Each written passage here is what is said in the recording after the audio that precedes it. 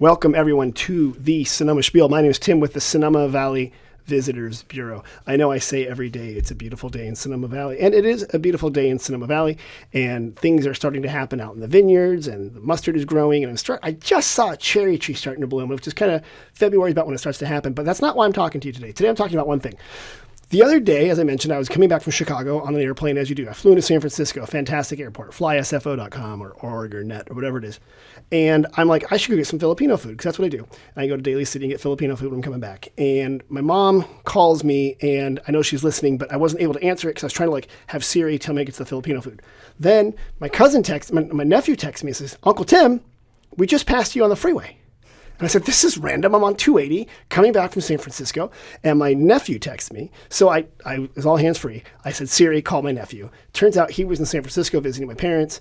We're like, let's go get lunch. I'm like, forget the Filipino food. I'll find out you guys. They were up by the avenues already in San Francisco. We go get a fantastic Chinese meal on Geary Street. I don't know the name of the restaurant. It was in Chinese. Everything was in Chinese. It was great. We had a great time. Really amazing food. I had some sort of tofu thing. I had some I don't know what I ate. It was great. I loved it. Had a great time there because San Francisco has fantastic food. And I'm bringing this up not because I think everyone should go to San Francisco to get Chinese food, because you should, or Laotian food, or Vietnamese food, or Italian food, or any kind of food, because San Francisco is an amazing place to eat. I'm bringing this up because today, listeners, I have a very special guest. I know every week I say I have a very special guest, but this time I actually mean it. Somebody I've known for a long time, somebody who knows a lot about San Francisco, and we're going to talk about all sorts of things, San Francisco and Sonoma. Lynn Bruni-Perkins, how are you doing? I'm great, Tim. Thanks for having me here today. You were wondering why I went from 280, Daly City, yep, Filipino food, nephew, to you. Right. I get the connection. It happened. Does that happen to you? People, you're coming back from the airport and people just text you because they passed you on 380 or 280 or... I can't say that has ever happened to me, actually. I think most of my friends pay attention to the road. Well, thank you. Well, luckily, my dad was driving. So, yeah, that's one way to put it there. Lynn, you are with San Francisco Travel. I am. And that's your job is to do for San Francisco what I do for Sonoma Valley. Exactly. Which is talk about how great it is, right? Talk about how great it is and promote it to drive people to come and visit, to hold a meeting there, to hold a convention there. So we're impacting the visitor economy. You're the voice of San Francisco. And in some words, not you personally, right, but you're kind of behind the curtain. Because what do you do at San Francisco Travel? What's your job there? My job is Chief Marketing Officer. So, wow. Okay. Yes. So my team and I promote the city internationally, domestically, and we oversee, website, social content, advertising, promotions, all the stuff, all the things. Kind of like the stuff that somebody who's like, I want to go to San Francisco, and they get online and they Google it or they go on their social media of choice. Oftentimes they're interacting either directly with the stuff you've done or stuff that you've influenced, right? Hopefully. So hopefully they go to sftravel.com, right, where they can learn about all the things that are going on in San Francisco. And how long have you been doing this, Lynn? I've been doing... How long have you been there? Well, I started when I was 12. Yeah, you are 12 years old now. Yeah, right. I've been doing it for 16 and a half years for San Francisco. And how did you get into that? A lot of people don't know that this isn't actually a career path. And it's not like your parole officer says you have to find a job, so you might as well go do destination marketing. How did you end up doing this, Lynn? It was kind of a very non-direct path. So I started my career in advertising, and then took a little sabbatical and went to teach English abroad, and came back and got back into advertising more on a freelance thing. It was when the .com was booming, and I was going to go all the way up. It was never going to break. Yeah. But I had spent a lot of time actually in Asia, and I just felt like I wanted to do something more meaningful, and so I went to go work for the Exploratorium, which is a museum of science and interactive science in San Francisco, and did that and got introduced to what at the time was the San Francisco Convention and Visitors Bureau. We were members of it.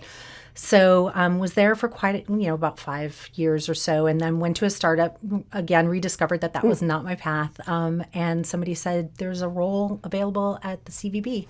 And originally I kind of wasn't really that interested because at the time it was a little bit of a bureaucratic, stuffy organization. Right. But they had brought in some new leadership who was very forward thinking. And so I said, I'll go and I'll interview. And great. That's how I ended up there. And you probably didn't know when you were a kid or in college that this was an option. Like, I had no idea. I wanted to be a foreign service agent. oh, you did? So, what did you study? I studied political science. Okay, and where did you study that at? At UC Berkeley. Go Bears. Go Bears. All right, Yeah. Husky Bears. Yes. And can I ask which dorm you were in? Norton Hall. Norton Hall. Okay. Unit 3. My son is Right across from Yogurt Park. Yogurt Park. That's how people know it. If you know Cal, it's right across from Yogurt Park. Yep. Okay. So my son goes there. He loves Berkeley. He loves living in a city. Oh, nice. And coming from a small town. He's like, Dad, this. And I talked to him yesterday on the phone. He was all pumped up on political philosophy. He's a political science class right now. Nice. And you could tell, like, being 19 years old in Berkeley, taking a political science class, I mean, you're like in heaven. Like, it's nuts. It was, it was really interesting. I went the political science way because, like I said, I was interested in foreign service. Yeah. But then as I learned more about the government, I realized I didn't want to work for it. No, you want to go. But you mentioned that you taught overseas. So where did you go? I went to South Korea. Okay. Busan, South Korea. What was that like? Well, at the time, it was still a developing country. So, you couldn't, there weren't Starbucks. There weren't, I think we had a Burger King and a Pizza Hut, and that was really kind of the Western exposure that you had. I often say, and my friends who were there with me at the time often say, it's probably the closest that we will ever know what it feels like to be a movie star, because people were not that used to seeing Americans, and we looked very different. And especially for me, I'm a little taller and I have blonde hair, and so you didn't have a whole lot of privacy. And you're in Busan, so you weren't in Seoul, where a lot of the military bases are. You were down away from that, right? Exactly. And there was a military base, but it wasn't nearby where I was. So it was an amazing experience because I really got to experience the culture before it had been too westernized. Okay. And the Korean people are just lovely, lovely people. How long were you there? I was there a year and a half. And how good is your Korean now? Not very good. Not very good. I mean, while I was, it was quite a while ago, and while I was there, I probably spoke maybe like a 5-year-old. Right. I knew some words, and I could take a taxi, so that's great. I did the things that you were a little early for how K-pop is huge now. Right. Like you could have, had you gotten in on the ground floor, Lynn, back then. I'll tell you. But even back then, they're young people bands, like the boy bands and things like that. They didn't have a name for it, but it's been around for a long time. It was a big thing. Yeah. All right. So you go there. You go to San Francisco. You go to the Exploratorium, which was in the old location by the Palace of Fine Arts. Okay. And now they're, by the way, beautiful. Oh, beautiful location on the piers. Yeah. Now you're at what's now called San Francisco Travel. You're the chief marketing officer. So all you do is do Mad Men lunches and drink martinis. And is that how it works? Oh, that's exactly how it works. Yes. What does a place like San Francisco Travel do? So for people who don't know, one of the words is destination marketing organization or whatever you want to call them. What is their core function? Because you don't own a hotel, you don't own a restaurant. What do you guys do? What do you do? Well, we promote the destination to drive economic impact, right? So what many people don't realize is the visitor economy provides for locals like so many services. So through the hotel taxes, we have services with our, police force and the fire department. In San Francisco, our hotel tax actually funds the arts and culture industry. Program? So that's amazing. Grants for the Arts program actually gives quite a bit of funds to arts and culture institutions. The visitor economy is the heartbeat of San Francisco.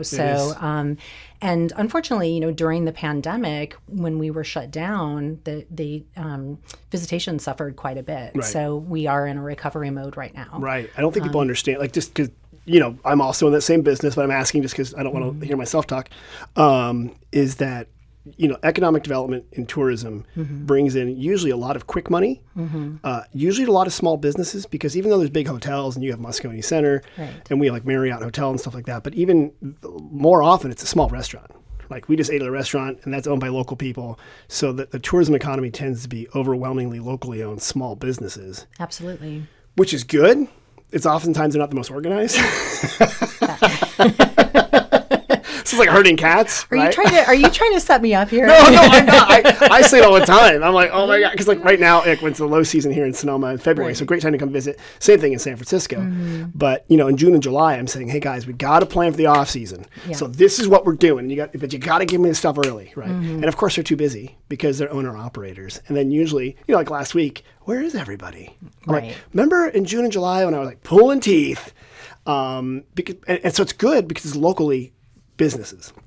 But it's really hard because it's local business, right? There's not a lot of managers / owners. It's managers and owners, not like a different thing. But I do love this industry because like the people that you get to interact with are very passionate about the places they live. Absolutely. Right? So absolutely. That's kind of a nice thing there. Lynn, where did you grow up? I grew up, born in Illinois, but grew up primarily in Arizona. Okay. Phoenix area. Phoenix Scottsdale, area. yeah. Okay. And that place hasn't changed at all since you left. It's still a small little sleepy backwater. Oh my goodness. I left at 18 and I think there were 2 freeways and now I come home and my mom's like, okay, you got to take the 101 to the 210 to the, and I'm like, I have no idea what you're talking about. What are you saying? Right, where do we go? You're speaking a foreign language to me. No, it's Arizona's changed nice. Quite a bit. It's huge. It's very large. I enjoy going there, not in July, in August. Did you guys live underground in the summer? What do people do in Arizona in the summer? Like, you become mole people? What do you do? You stay indoors a lot, but everybody has a pool in their backyard. I mean, it's kind of like that's just the thing. But the interesting thing is in the middle of summer, the pool is about 92 degrees. Oh, my gosh. So it's kind of like taking a warm bath. You can make a stew out there. Yeah. You actually, there's things that are built into the pool that are kind of almost like a, I can't think of the word. Like a chiller? Like a it's like a sprinkler that comes out of the side and it's supposed to help cool down the water. So like it goes down. It. Yeah, it aerates it. So it goes down from like 92 to 87. Oh, wonderful. Yeah, wow, your entire pool's a hot tub. Yeah, exactly. Because I always meet people like Palm Springs people or whatever. Yeah. And I'm like, well, this seems really nice. You're there in March. Right. This is lovely. Oh, it's beautiful. It's like 75 degrees. And then you go, well, let's go in the hotel rooms are cheap. And you go back there and you're like, the gates of hell have opened up and it's like 120 degrees. And you're like, my eyes are drying up into dust. Absolutely. Well, and the funny thing is, what's so counterintuitive is when you go out, you have to bring a sweater with you because everywhere you go is freezing with air conditioning. Oh, interesting. So, you're dressed in, shorts and a t-shirt or whatever that may be, but like you go into a restaurant or, a store and it's like freezing. And sometimes when you walk outside, it's like, oh, this feels good because you're like warming back up. That's funny. But then you get into your car and you have to be careful about burning your hands and your legs on the leather seats. So it's a very interesting way to grow. So I think if I was in Phoenix in July, I would go to San Francisco. Because what's the weather like in San Francisco? Well, it's the coldest winter I ever spent was summer in San Francisco. So July is beautiful, but it can be a little foggy during the time. Okay, but there's some fog. There is some fog. So we do try to prepare people because I think when they are planning a trip, they're thinking California and they imagine the LA beaches and the sunshine. Right. And then they arrive and they keep the fleece business is alive. I tell you, I say we can always plug the municipal hole. That's what logo fleece, man. That's what we're going to put 100% tax on those. Exactly. Everywhere. Exactly. A lot of people, especially upper Midwest, they see Baywatch and California imagery 90210, showing my age there. I don't know what the current California shows are. It's probably a YouTube channel. I'm your age, so I can't tell you either. I'm like, I know what you're talking about. Whoever the hot TikToker is. And then you come here, and then, coastal California is cool in the summer, oftentimes because the inland warms up and the cold air comes over, which gives us the lovely fog. Right. Great for grapes. I was going to say it helps it up grapes. Here for sure. I also hear it's famous for sourdough. Sourdough bread is a big thing. Well, this is why I'm going to bring something up. Okay. Lynn. San Francisco has SF Gate. That's like the online version of the San Francisco Chronicle. Yes. And they have some real stuff. Most of the stuff's on the Chronicle, but they have lots of think pieces and trend pieces and stuff. And today, Lynn Bruni-Perkins has the Dutch crunch craze finally expanded outside the Bay Area. I didn't know this, but Dutch Crunch is a type of bread, right? It is. I mean, yes. I'm very familiar with it. I knew it was a yes. type of bread, right? You know that. And it's a beautiful bread. It's like light. On the outside, it's crunchy. I guess they brush it with rice flour or something like that, or some sort of paste. Yeah, I don't know how they did it. Yeah. Evidently, that's a Northern California thing. I had no idea. I Me neither. I thought it was everywhere. But now I'm thinking, like, when was the last time you were in Chicago and they're like, do you want Dutch Crunch? Or you were in Boston or New York, right? That's true. Maybe it's one of our things that we don't even know about it. Right. Like smart people and great weather. It's one of the things we take for granted. I get angry letters from Boston now. Yeah, so evidently Dutch Crunch is going down to the worst place ever, L.A. Oh. Look at that. Yeah. Is that okay that we give it to him? Are we okay with that? Sure. That's like our... Sure. That's our cultural heritage. We have to fight for that. Right. We have to fight for that. That's like when Dodgers fans come up here. I don't know what's going on. Yeah, evidently that's a big trend that's going on and moving down towards Southern California. Well, a lot of trends start in San Francisco. Tell me about that. Like peace and love? Like peace and love. Well, like, no, I think you actually spawned them on that. Here's a couple things. Apple Computer started in the Bay Area. Hewlett-Packard was in the Bay Area, a lot of it. So a lot of the technological things, Facebook, which didn't start here but kind of grew here and became a thing. A lot of the technology trends are based in San Francisco Bay Area or take off here. Right. Right. And that's a function of us having the two universities, Cal and Stanford, other ones like San Jose State and Santa Clara, a lot of military funding early on in World War II time, like all this money came up here and all this DARPA money, blah, blah, blah. But it exploded. There's this whole culture of like creativity and doing things. But I would argue it started even before the technological craze. If you think about cultural movements are born here. So think of Summer of Love, right? So and the whole idea of freedom of expression. Right.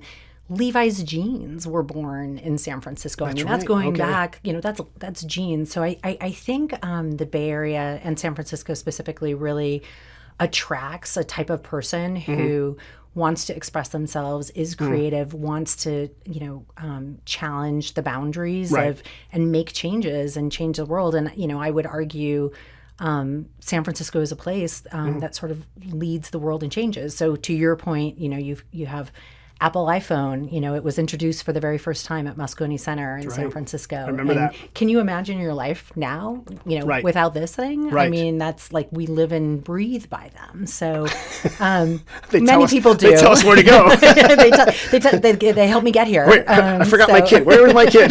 Gotta go pick him up. Well, you can do that too. You track them, track your ex and whatever you want to do with your phone. But yeah, I think, it's one of the things that makes San Francisco, I think, such a vibrant place to visit and just to be surrounded by people who are of that like-minded in the sense of they don't want to just have boundaries. They want to test those boundaries and make the world a better place. Things like Airbnb or Lyft and Uber were all born in San Francisco, and they've self-driving changed. cars. Self-driving cars. Right. For good or ill. Waymo, yes. But that's. But Waymo, it really interests people, and people are very excited about driverless technology. Right. So and it was born in San Francisco. And for good or ill, I think your point is it's people who are like, there's a status quo. I'm not going to just accept the status quo. I'm going to try something new. Exactly. And people who are open to, I want to entertain this idea. The Bay Area and San Francisco certainly kind of lead that way, right? Burning Man started in San Francisco on the beach. Yep. Literally burning a guy out Ocean Beach. I mean, the stick guy, but yeah. There are all sorts of movements that came through San Francisco. San Francisco State was big with a lot of social movements in the 60s and 70s. Absolutely. We're down there. So, and Cal, as you know, had one or two things with Mario Savio yelling away over there.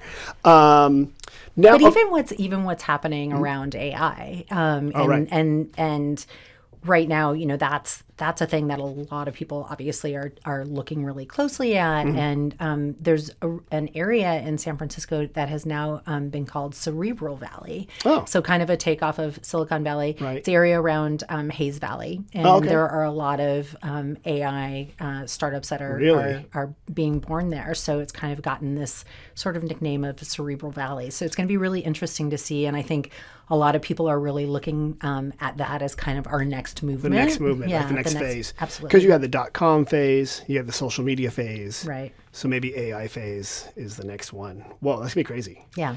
I got to confess, I don't know as much about AI as I feel like I should. I've just noodled around with, Chat GPT and stuff like that.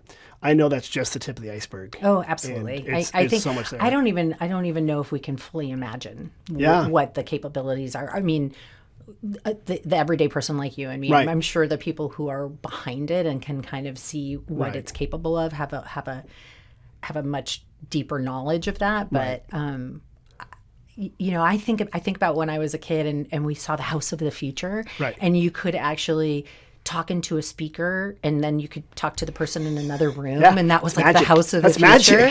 magic. And it was like, and a computer in every room, and that just seemed like it was beyond our reach. Right. And so I don't.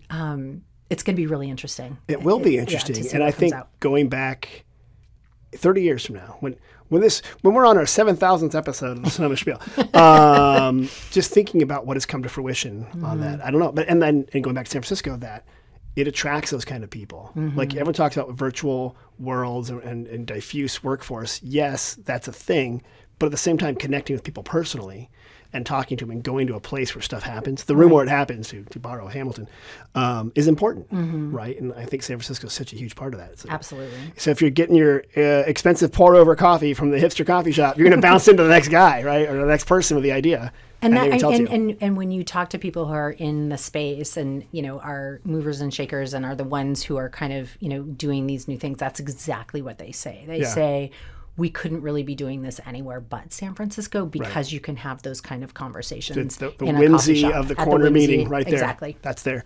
Lynn, I'm gonna. Well, actually, before we get to that, I'm gonna ask you something. What's your sign? Aquarius. Aquarius. Okay. Here's what. My birthday's next weekend. Oh, right. So, and that's why. Happy birthday, everyone. 40. It's crazy. 40. Yeah. I know. I mean, 40. I was like thinking you were going to be 25. Yeah, Here we go. I know. I'm like, I should have gone younger. Didn't I? Like 24. 24. I stay out of the sun. You kind of work in this world where people write stories about your destination. And it's kind of like there's usually like the 10 best places for this or whatever. Right. Or they do like the whatever. So my favorite is the sort of Cosmo-inspired where should you go based upon your zodiac sign. Oh. Because Sonoma was recently mentioned for a certain zodiac sign. Now, it wasn't, you said you were Aquarius? Okay, well, Aquarians, Aquarianitos, you guys should go. Aquarionatas? You guys should go to Marfa, Texas. It says you should go to Marfa for some reason. Is Marfa still a thing? Or is like over now? Like there's a cool arts place, and they do all these art stuff in the middle of Texas. You don't know what it is? You've never been there? I haven't been. I'm not cool enough to go there. Marfa is like a weird place in the middle of Texas where they put up a fake Prada store and they have a lot of big arts installations. I know. It's like... Well, Aquarians are known to be on the artistic side. So is that what it is? Yeah. I mean, they're humanitarians and kind of quirky. And supposedly Pisces is supposed to go to Ojai in California where like avocados come from. And right. Really well, I think there's a lot of spas there. There are a lot of spas there. So speaking of spas, thank you. Who should come to Sonoma? Ready for this? If you are a Taurus, you should come to Sonoma. My husband's a Taurus. Can he come up here? He's welcome. Yeah, for your birthday, he should come up here. Okay. So according to this, if you are a Taurus, come to Sonoma, California, because Taurians love the finer things in life. Luxury and comfort are just as important when they're on vacation, which is why a trip to wine country is perfect for these pleasure seekers. Well, a bunch of hedonists. Picture fine wine tastings surrounded by leafy vineyards, soaking in a private hot tub under the stars, indulging in custom spa treatments, and dining on gourmet seasonal dishes. Love it. Wow. He is a big fan of Sonoma. Is he? Yes. Okay, we'll find a private hot tub next to a leafy vineyard underneath the starry sky. Sounds amazing. I can't wait.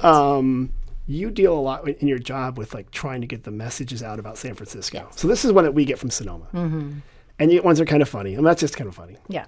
And now I'm going to dive into it. We get ones that are more serious.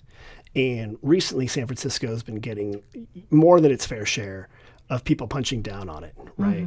And I say more than its fair share because I love San Francisco, but I'm blinded by the fact that I grew up in the Bay Area. Right.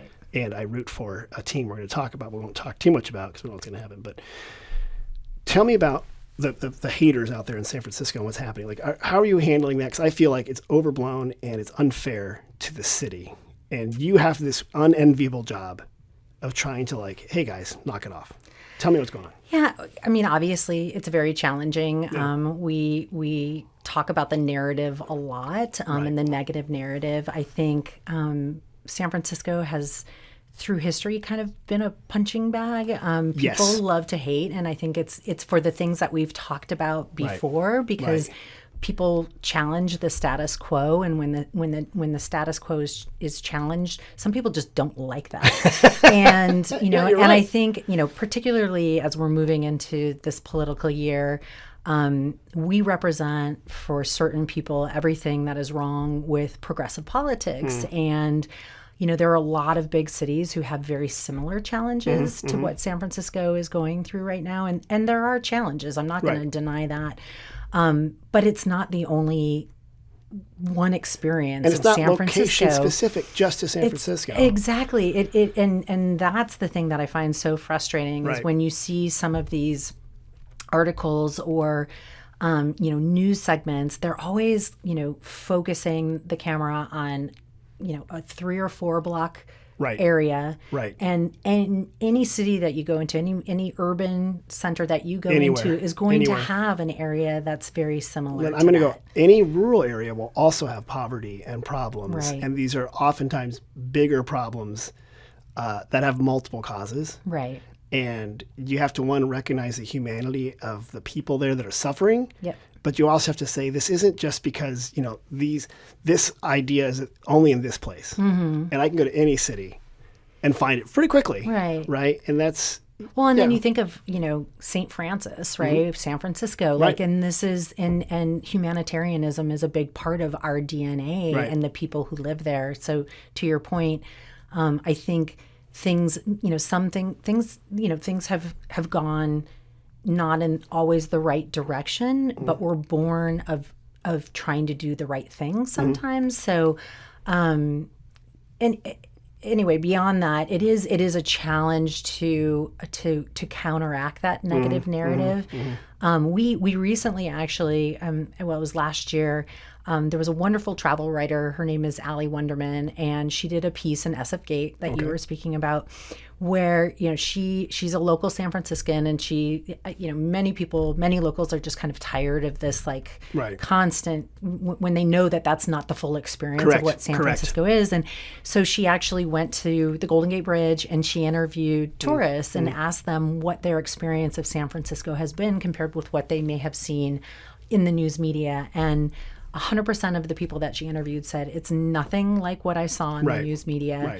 We're having a wonderful experience, and it's an urban city and it has its challenges. And I'm from Chicago, and we have similar experiences in Chicago or Philadelphia or wherever it may be, as you mentioned, even in some of the rural areas. We also know just through our research that 92% of people who have visited San Francisco say they want to come back to San Francisco. Oh, that's great. Yeah. It's amazing. It's a number, there aren't a whole lot of destinations 9 out of 10 tourists agree. Right. But I mean, so that in itself that's goes a huge to number.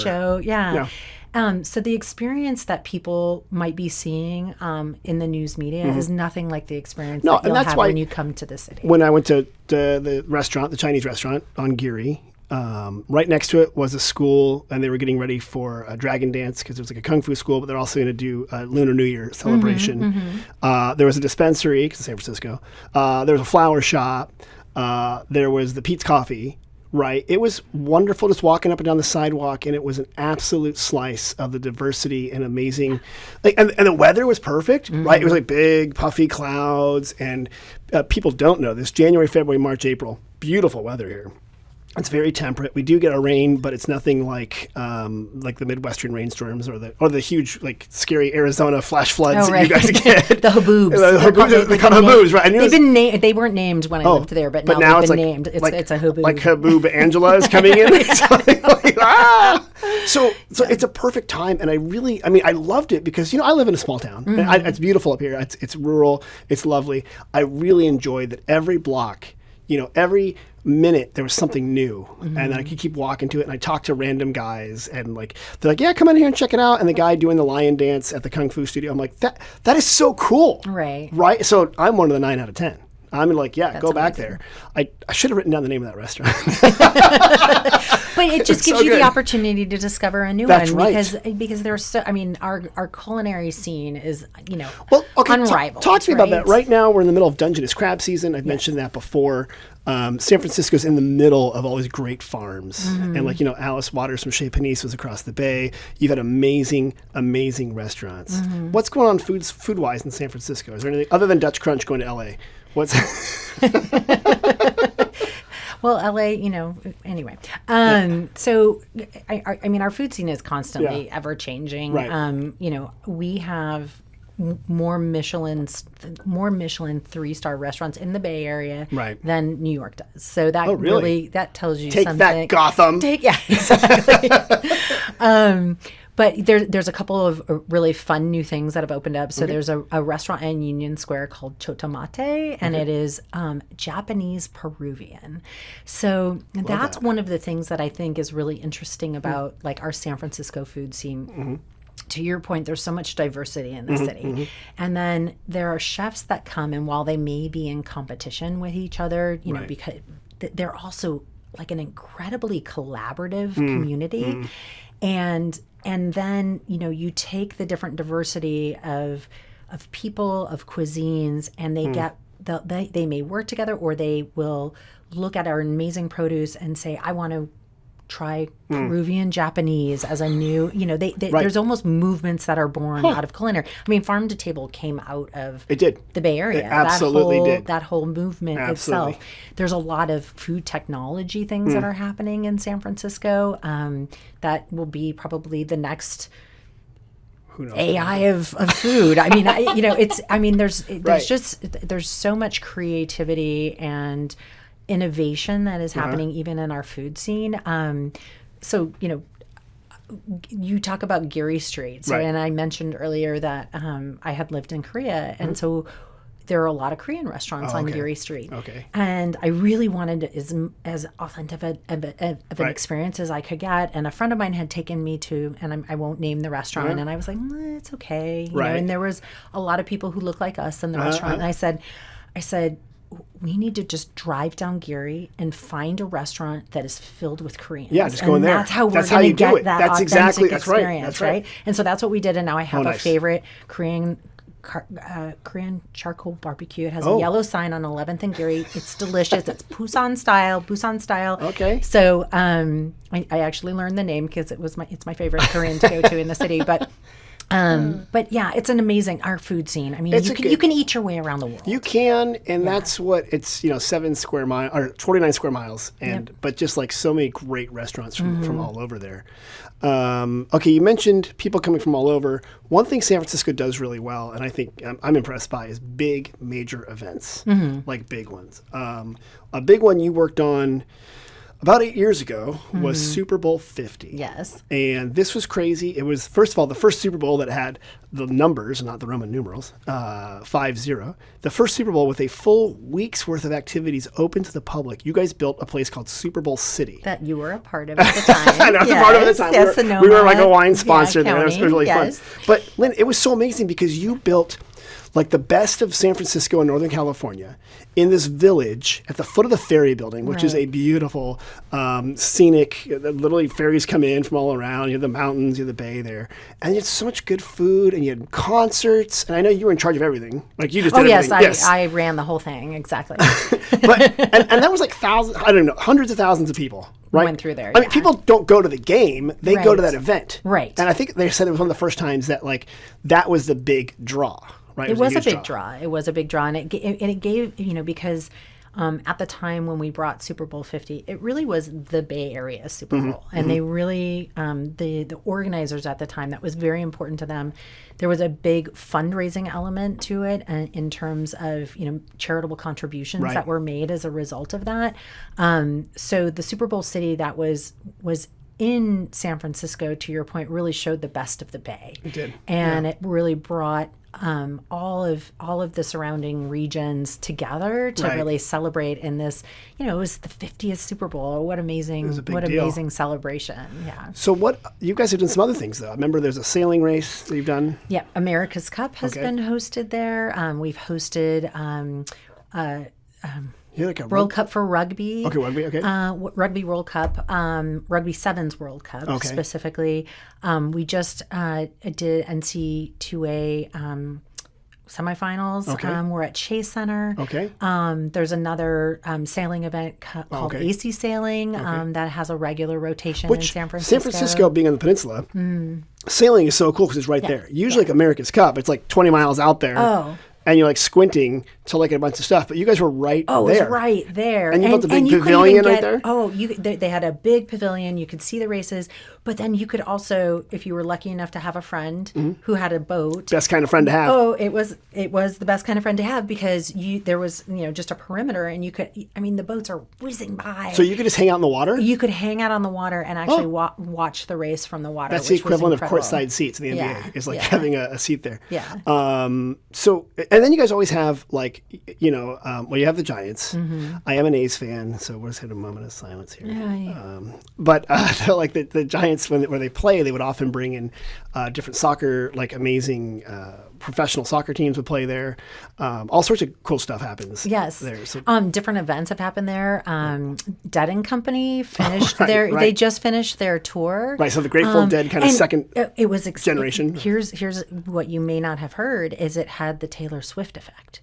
So we actually saw a big increase in visitation and hotel occupancy, words that we destination marketers use a lot. I know people are like, huh? What does that mean? But it's important for us to get people into the hotels. And so Dead and Company had that effect. Had a Taylor Swift where they actually impacted the visitor economy. Great. Okay. Yeah, it was really exciting. Well, and I know I'm going to some K-pop concerts down there brought to you by my daughter. And so I'll be spending some money down in that area.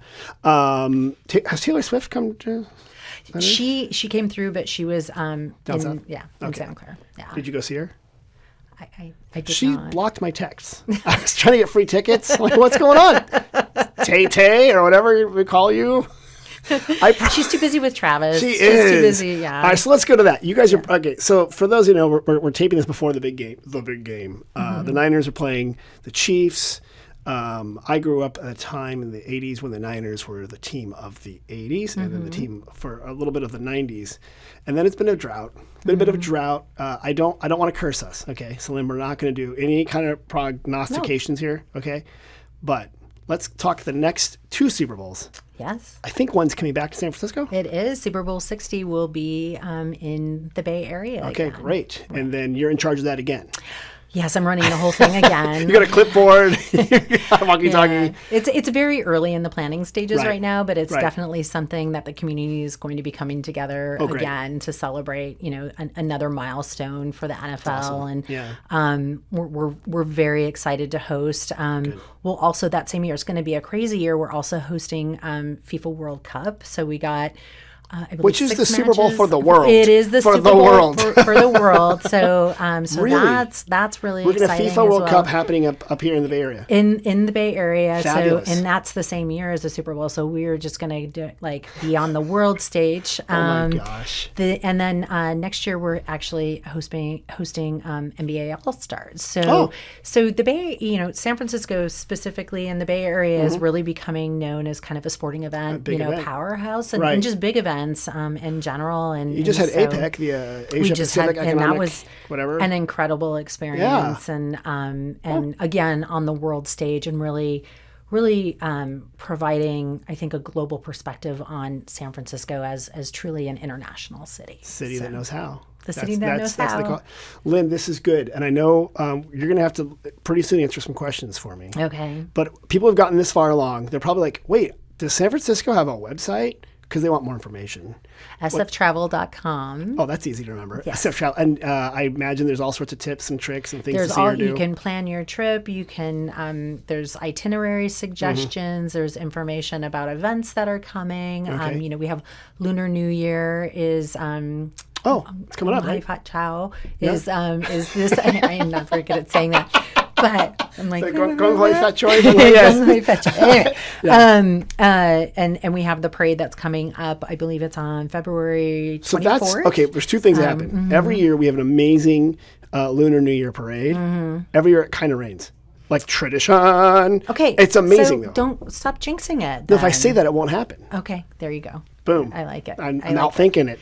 That's a great parade. So That's a great parade. I have a really funny story about that parade. Oh. So I had a friend whose husband was a pilot for Southwest Airlines, and so she asked me if I wanted to be on the float, and you know how exciting to be on the float in the Chinese New Year's parade. And I showed up, and she said, "Well, we're walking in front of the float, and you have to wear this inflatable airplane on your head." What was you had to wear? You had to wear an inflatable airplane. So here I am with an inflatable air, Phenomenal. and wave? Waving, doing the whole wave. We're waving at people. But the most amazing thing about it is that people, because it was Southwest at the time, when you remember when you have your frequent flyer card, people would pull out the frequent flyer cards and like wave them at us and go, "We love you, Southwest." Oh my gosh! And it was quite an experience. And you're like, I also organized that. Yeah.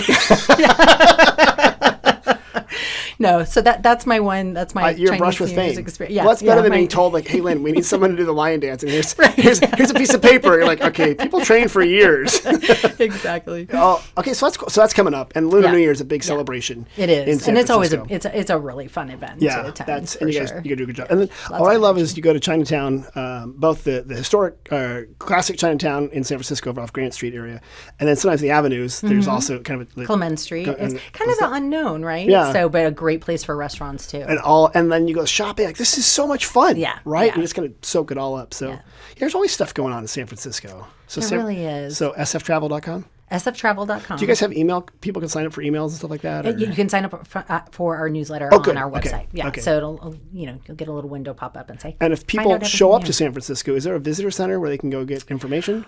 There is. Well, there's a California Welcome Center at Pier 39. Pier 39. Thank you. That does have some information. And then if you are specifically interested in Chinatown, there is a visitor center in Chinatown on Kearny Street. So.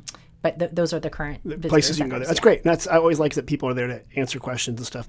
And even if you're going to a conference like at Moscone Center, oftentimes there's an information desk and people kind of like can help you out there. There is a center during some conferences that will be open during an event. So. And you're there with a clipboard and a walkie-talkie because you're like, oh, hold on, I'm coordinating with my QR codes. Well, actually, so what we have now, because we don't have a visitor center that's open 24/7, is we have a new program of welcome ambassadors. Well, tell me about that. So when you come into the city, you might see some people on the street wearing an orange jacket, and it has, a welcome ambassador on the back.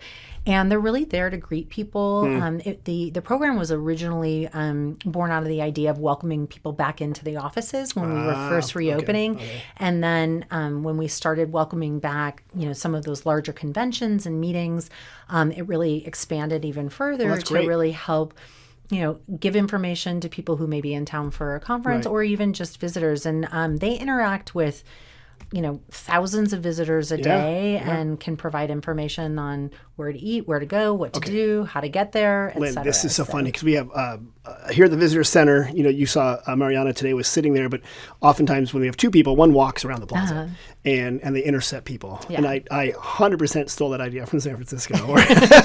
They're like, go talk to people. Right. And what's so funny is the people who, it's usually younger men, who will just be looking at their phone. And they're like, you can tell they don't know where they are. Yeah. And we're kind of confusing because we have two first streets, one east, one west. And a street called Napa, which doesn't go to Napa. A street called Spain, which also doesn't go to Spain. No. But we'll come up and say, can we help you? And at first, they're like, no, I know where I am. And then I let them walk away, and I go, hey, if there's a great ice cream shop. And they're like, okay, where's that? Right. And then they interact, and then they are open to hearing more stories, and then you can really help them. And then they walk away. I think they feel a lot better if you talk to them and do the whole thing there. But you can still do the phone if you want. Yeah. But whippersnappers. When you've been here in town, we had lunch right before this. You've been here now for 2 hours, so I'm now making you a volunteer. Okay, there we go. You've been to Sonoma Valley a couple times before. You went to Cal. You're a smart person. So, Lynn, we're going to do a thing where you're going to help me do some answer some questions. Okay. So people send us questions. They text us. They email us. They go on Facebook. They put in the comments on these things. We are going to answer these questions in a segment we call We Get Questions. You ready? I hope so. And you can always say, "Can I get some help?" Because you're a volunteer. I'm not paying you. So I'm a volunteer without training. Right. Well, or as I like to call it, a volunteer. Here's one. Hey, we've been driving around in the vineyards and noticed recently there's a lot of yellow flowers growing between the vines. What are the yellow flowers in the fields? Mustard. Correct. I do know mustard season. You are so it's smart. one of my favorite seasons. It is. It's just starting right now. Beautiful yellow flowers. Beautiful, yeah. They're appearing in the vines. And now's a great time to come up. You can come do it again. When it does rain, it rains for overnight it rains. By law in Sonoma, it rains from 10 p.m. to 6 a.m. And then it's sunny and moderate the rest of the day by law. By law? Yeah. I think by law. And then the mustard grows, and it's a cover crop that they put between the vines. And it looks good. So good answer. People also ask us questions about San Francisco. Okay. They ask us all sorts of questions. We don't have mustard growing in San Francisco. Well, here's a question I got. Okay. Can I just buy tickets to Alcatraz at the wharf? Well, that's a trick question. Okay. My recommendation would be don't wait to buy your tickets. Buy them well in advance. There may be certain seasons where you get lucky and you can get them directly at the wharf, but I wouldn't count on that. Okay. So because it will often sell out, and I think especially in the summertime, and I think people or what we consider our summer, September, October. My 100% recommendation would be buy them in advance. Great advice. Yeah. And to find that link, you can go to sftravel.com. And they can't come to me to try to get tickets either because I have many friends who do, and it's a national park service, so I have no in. You cannot. With the big government. They are incorruptible. Exactly. And even though you got a clipboard and a QR code, you cannot do it. Okay, Yeah. good. So go online, buy them ahead of time. You can find that information at sftravel.com. You can find out how to go to Alcatraz. Good. I don't know why we got this question. It's weird. Can I get married at San Francisco City Hall? You absolutely can. Really? You can? Do I have to be mayor or no? I can just go in there and get married? You can. Well, I'm not sure about how the appointment system currently works, but there are weddings happening there all the time, and it's a beautiful setting for a wedding. It's a historic building with marble everywhere, and actually another little fun fact.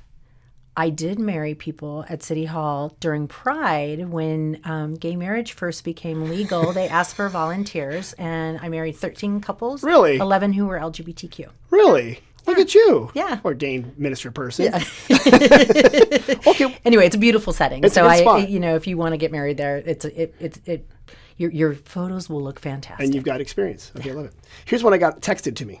Okay. This person's coming to Sonoma, but they said, hey, I'm officiating at a friend's wedding soon, so I want to look my best. Where's a good place to eat that offers healthy yet delicious choices? In Sonoma Valley. In Sonoma. Where's in Valley? In Sonoma Valley? A valley?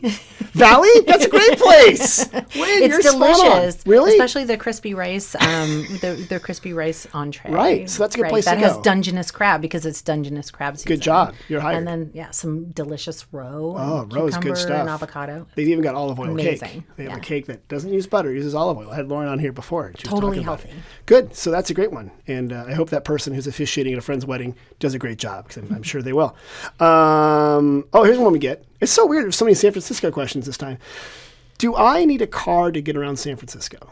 No, and I would actually recommend, for the most part, not renting a car, unless, of course, after your stay. I would rent at the end of your stay in San Francisco before you come up to Sonoma Valley. You might want to rent a car, but I would not have a car while you're staying your 3 or 4 or 5 days in San Francisco.